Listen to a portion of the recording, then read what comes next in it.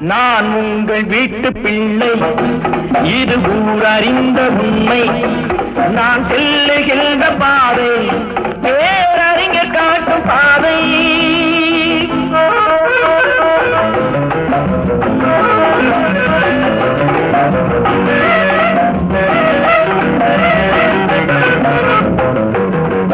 காலந்தோறும் பாடம் கூறும் மாறுதல் இங்கே தேவை. ஏழை எளியோர் துயரம் போக்கும் செயலே எந்தன் சேவை.